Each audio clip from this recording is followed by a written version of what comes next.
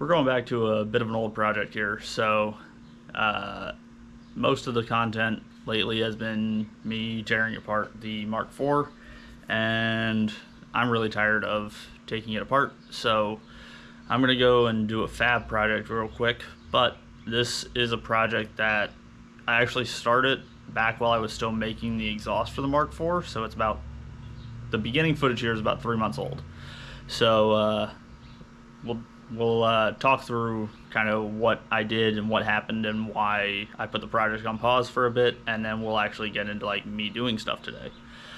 But we started out with taking the valve cover off this car. It's pretty simple, you know. It's eight or 10 bolts to take it off.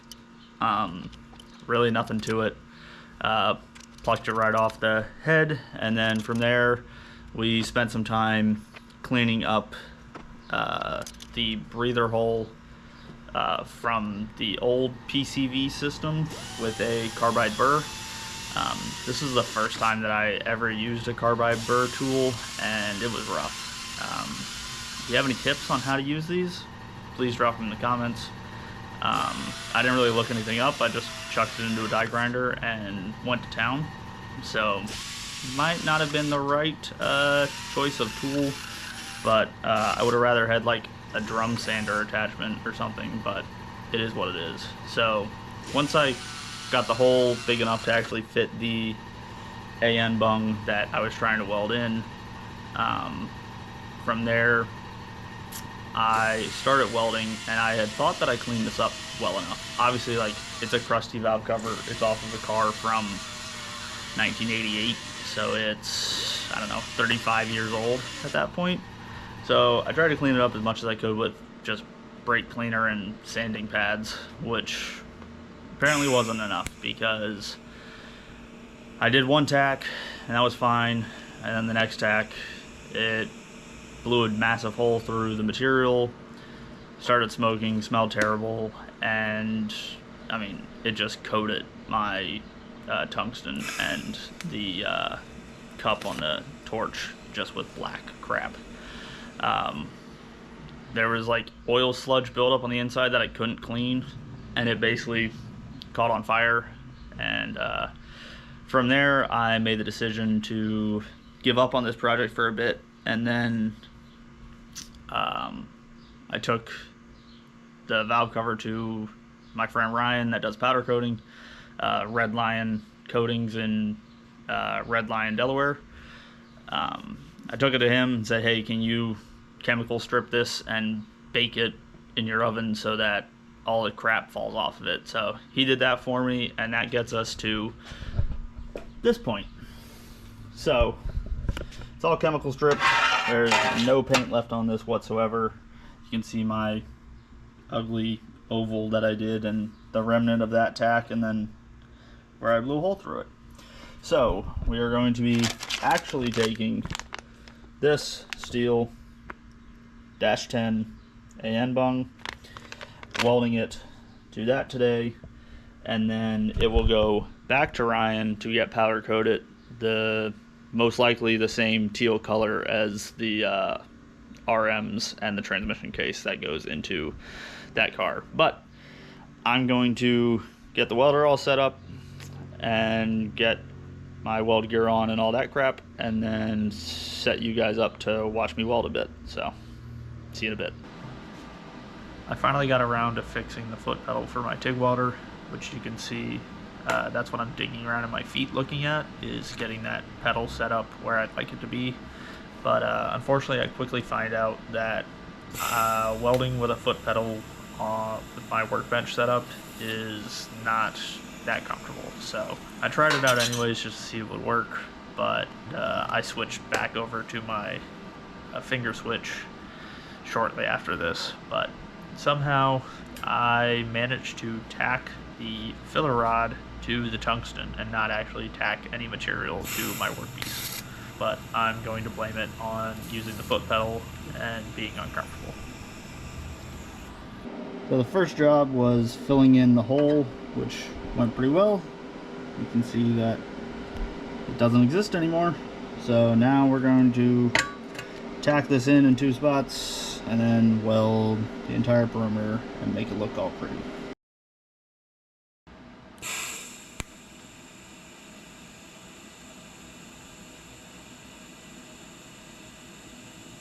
So I start tacking the AN bung into the valve cover. I usually don't like to use filler rod when I'm tacking stuff together, just so I can hold more things in place, but unfortunately I end up putting a whole lot of heat into this part with how thick the AN bung is. I probably should have preheated it with a torch, but it's my first time doing anything like this, so we'll chalk that up as a learning experience. Anyways, the bung ends up lifting up out of the hole due to the heat. I could have welded this gap, but it wouldn't have been very pretty, and with this being the top of the engine, I didn't want that to be the case. Thankfully though, I bought the cap with this, so I was able to screw that on and then just hammer the bung back into the hole and then continue on with putting another tack on the other side.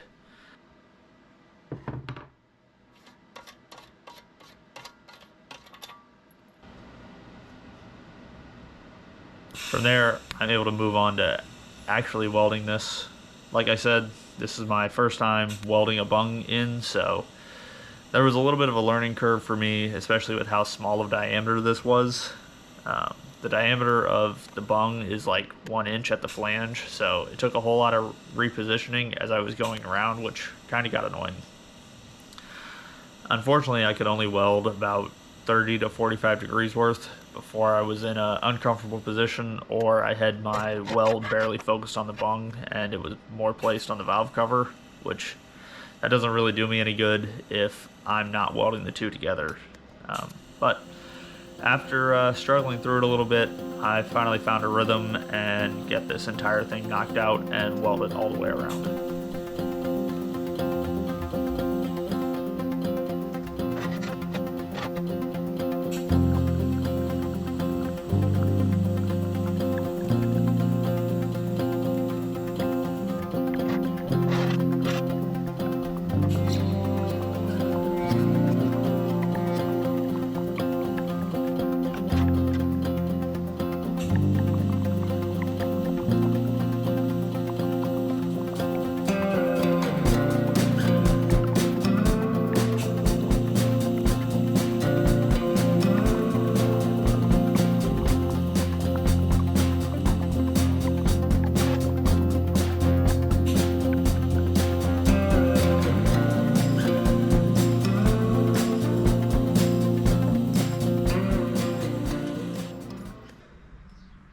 Alright, it's all wrapped up, all fully welded. So it's not the prettiest thing in the world. Hopefully this focuses. I started like here-ish and went around this way. So you can see, you know, it's decent, but it's not the prettiest thing. Towards the end here, you can see that I finally kind of got a rhythm. And that last, I don't know, eighth of it is pretty. Really the last quarter, I would say. But yeah, I wish I could have done that like the whole way around, but we'll see what it looks like in the future. So the next plan for this is it's got to go to Ryan's to get powder coated, and we'll see how the welds look when they're covered in powder. Maybe it'll cover up some of the ugly spots a little bit, but we'll see. That pretty much wraps up this. Some of you may be wondering why I'm doing this. If you know Volkswagens and like their PCV systems, they tend to have like a puck on top of the valve cover, especially these old Volkswagens, that basically does the crankcase ventilation. One, I don't love the look of it. Two, I don't know how well mine works anymore. And instead of circulating the crap back into the intake, I want to be able to run a catch can. So all of this is to prepare for us to be able to run our Radium Engineering catch can. So this is the whole purpose behind doing this. Let me set you guys down real quick.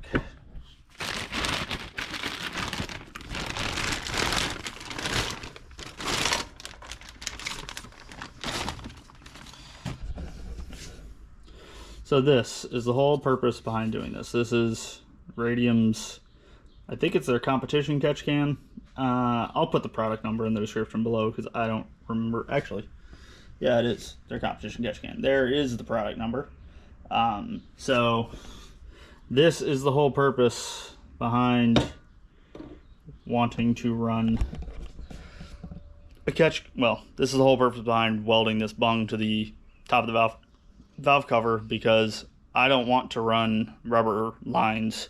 I'm going to make -10 lines to run from the valve cover to this guy, and then this is going to vent to atmosphere. So I'm going to get the filter adapter for the top of this. The line will run in from the valve cover into here, and this will catch all the stuff. So that will be a future episode at some point, whenever I make the trip to Delaware and then get this back and blah blah blah. You know, whenever I want to take a break from working on the Mark IV. But that pretty much wraps up this episode. I will show you guys what this valve cover turns out like in the future. In one of the episodes, I'll include it just so you guys can see it. But like always, thank you for watching. Thank you for subscribing. And we'll see everybody next time.